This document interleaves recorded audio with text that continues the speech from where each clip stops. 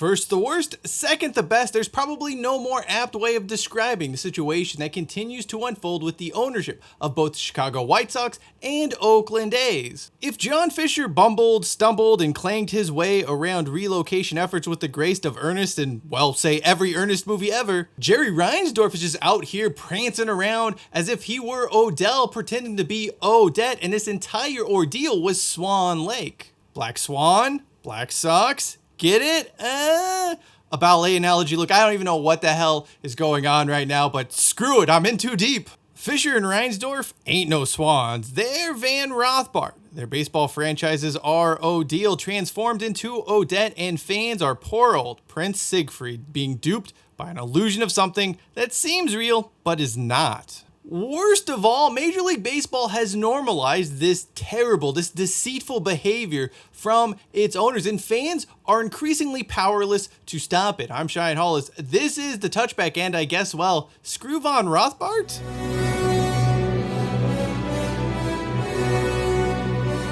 Over a year ago now, when all of the stuff was breaking out between the Oakland A's, fans, protests, John Fisher, the whole 9 yards, there remained this large group, this large body of sports fans who were just largely indifferent to the situation. Their line of thinking was always something along the lines of, it's not applicable to us, that's an Oakland problem. Some even went as far as saying Oakland deserved it. In summary, they believed this situation was the exception, not the rule. And while Fisher and friends were taking the heat and garnering national attention, over in Chi-Town, noted slimeball Jerry Reinsdorf was studying the situation and learning from it. Eventually, he began doing the same damn thing as Fisher, only in a much more quiet and almost sophisticated manner. If Fisher and Dave Kaval are the sticky bandits getting outfoxed by Kevin McAllister, Reinsdorf has been Lex Luthor by comparison. What has happened in Oakland, what is happening over in the south side of Chicago is a travesty. Owners have shot themselves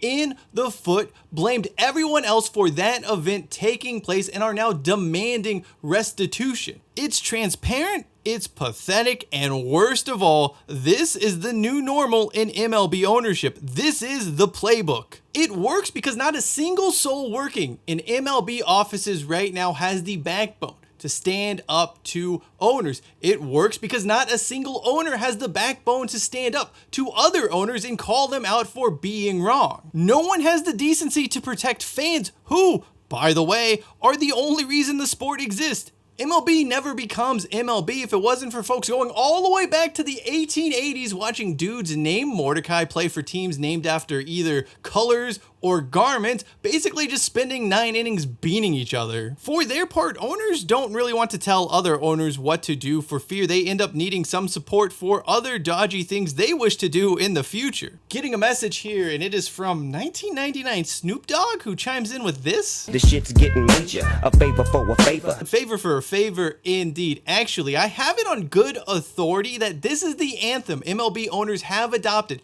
for any meeting that involves speaking about baseball fans of their league. I just wanna fuck you. From Swan Lake to Chronic 2001, what other YouTube channel is giving you that anyway? What really gets me about the situation involving Chicago and the White Sox is just how little national attention it receives.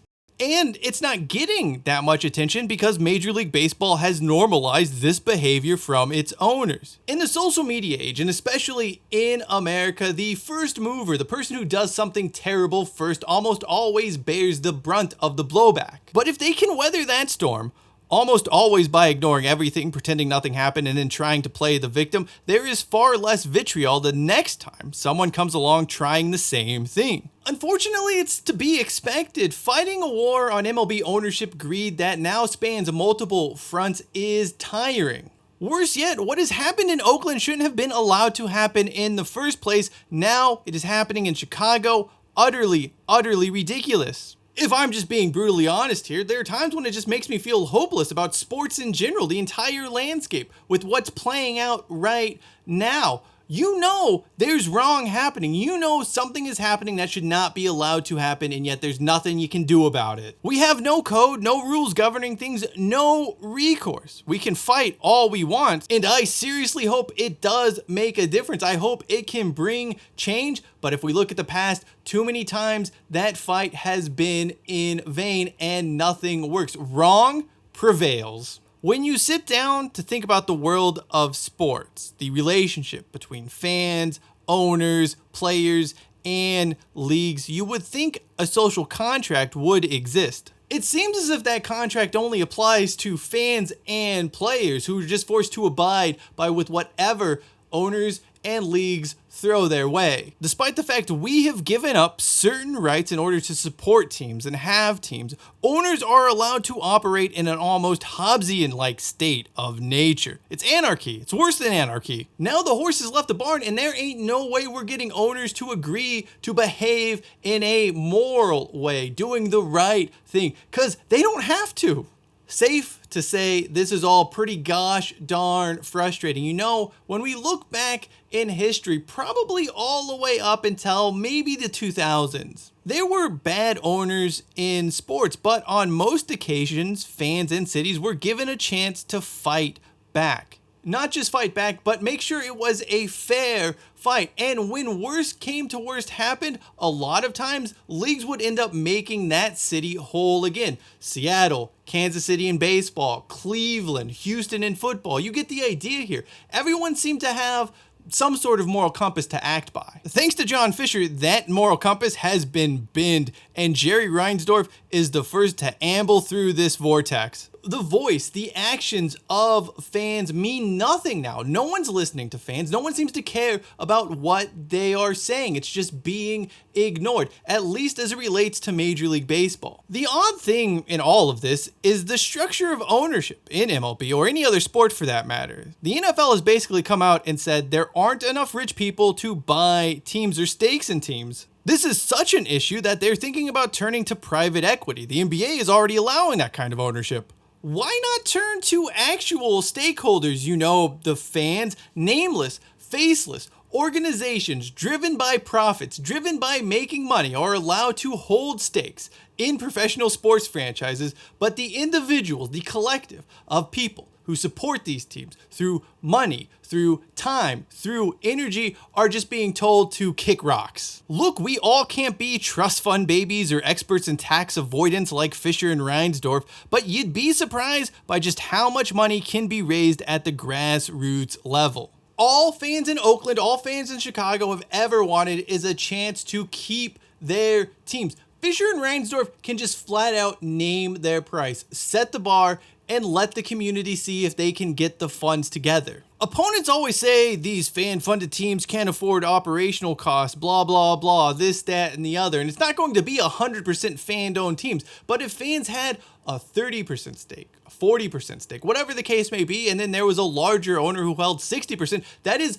a gajillion times better than just one asshole sole owner of a professional sports franchise. It should also be mentioned that it does not seem like Fisher or Reinsdorf currently have the funds to run professional sports franchises themselves. I mean, why else are they slashing payroll, cutting operational costs, doing everything on a shoestring budget? You're telling me a group of fans who grassroots funding can't come in and at least do the same as that? What it really comes down to is MLB not wanting ownership groups to get embarrassed by fan-owned franchises. They would rather let individuals like Montana Max from Tiny Toons Adventures join their exclusive ownership club than people, than fans who actually care about the game and are committed to seeing it grow and prosper. What a screwed up world we truly live in.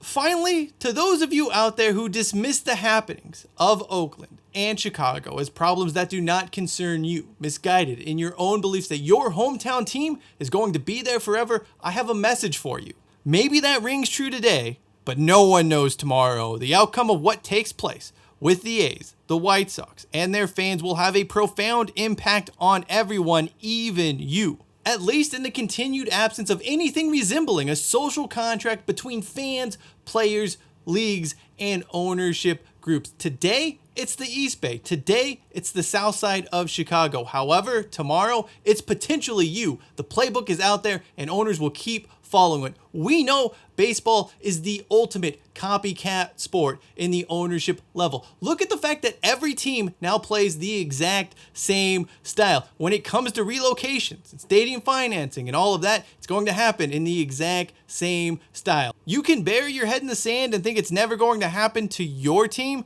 but the question is, what makes you so special? There's nothing stopping your hometown team ownership group from doing the same thing Fisher and Reinsdorf are doing now. Never forget Prince Siegfried. You think you're looking at Odette, but it could just as easily be Odile. Thank you for watching and sticking with me through all of this ballet talk. If you'd like to know more about how leagues and owners turn cities, turn fan bases against each other in relocation talks, video upper right-hand corner of your screen, and just for a ridiculous proposal on how the A's could actually be shared between Oakland and Sacramento, video lower right-hand corner. Until next time, I'm Cheyenne Hollis. Hashtag sell the team. If that team's the A's, that team's the White Sox, doesn't really matter. Sell both teams. And as always, hashtag take it out to the 25.